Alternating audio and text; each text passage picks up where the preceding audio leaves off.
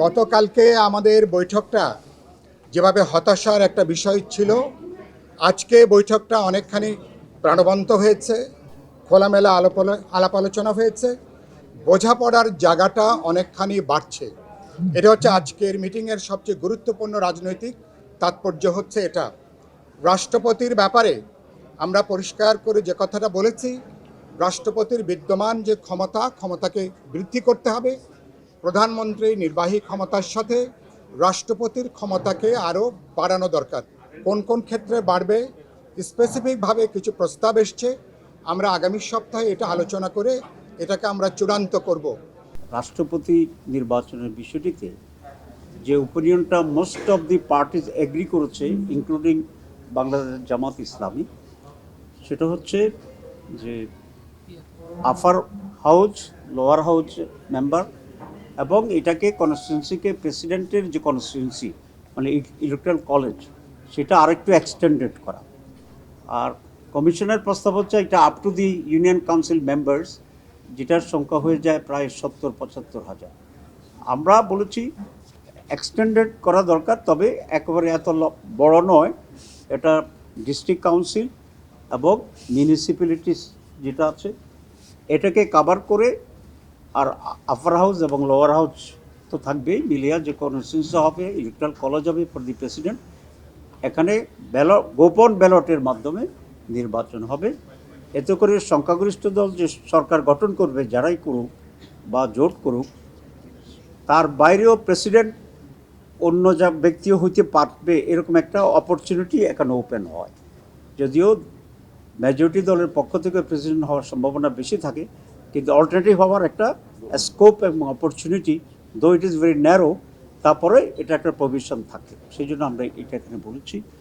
2 নম্বর যেটা, সেটা হচ্ছে আমরা প্রধানমন্ত্রীর মেয়াদের ব্যাপারে, সেখানেও অনেকটাই মেজরিটি অর্গানাইজেশনগুলো আমরা একমত হয়েছি যে কোনো প্রধানমন্ত্রী 2 মেয়াদের বেশি প্রধানমন্ত্রী হিসেবে দায়িত্ব পালন করতে পারবেন না।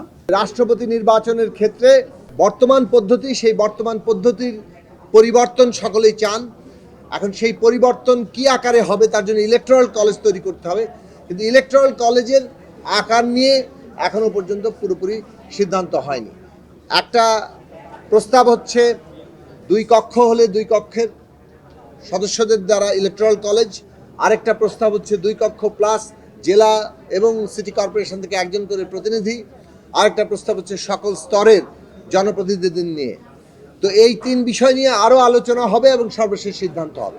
রাষ্ট্রপতি নির্বাচনের বর্তমান পদ্ধতির পরিবর্তনের পক্ষে সবাই মত দিয়েছে, আমরাও মত দিয়েছি, কিন্তু প্রক্রিয়ার ক্ষেত্রে সবাই বলেছে যে এক হতে পারে যে জাতীয় সংসদের উভয় কক্ষ, যদি দ্বিকক্ষ বিশিষ্ট সংসদে আমরা সবাই একমত হই, তাহলে উভয় কক্ষের আপনার সংসদ সদস্যদের ভোটে, অথবা উভয় কক্ষের সংসদ সদস্য প্লাস হচ্ছে যে আমাদের 70,000 জনপ্রতিনিধি, সেইটা নিয়ে যে ইলেকট্রাল কলেজ গঠিত হবে, সেইটা আমরা সেখানে মত দিয়েছি যে আমাদের দলের পক্ষ থেকে যে জেলা পরিষদের যে সমন্বয় থাকবে, জেলা পরিষদের চেয়ারম্যান, সিটি কর্পোরেশনের মেয়র, সেটা সহজে 576 জন হয়।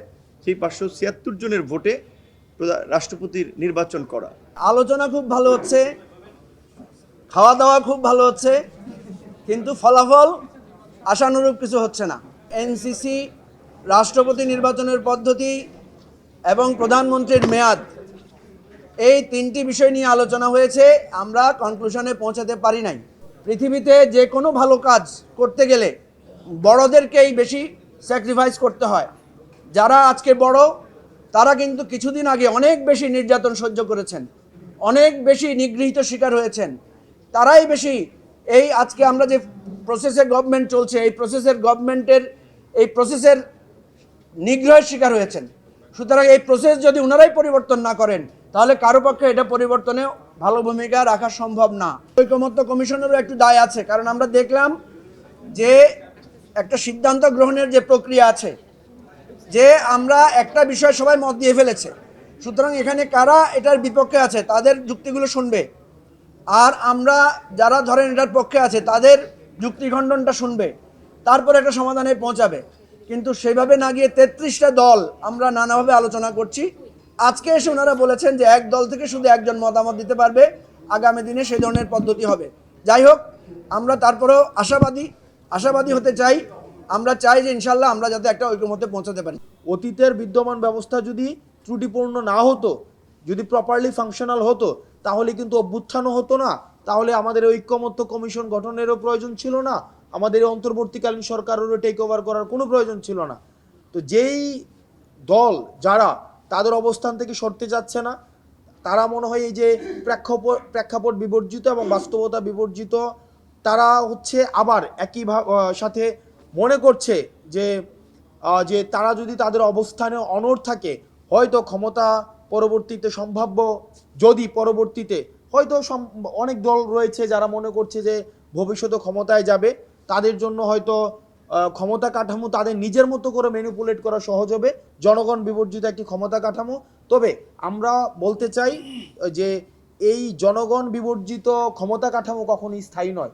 তো সেই জায়গা থেকে আমাদের সবার উচিত একটা সিস্টেম ডেভেলপমেন্টের জন্য কাজ করা, যে সিস্টেম ডেভেলপমেন্টের জন্যই আমরা এই এতগুলো মানুষ রাস্তায় জীবন দিয়েছে।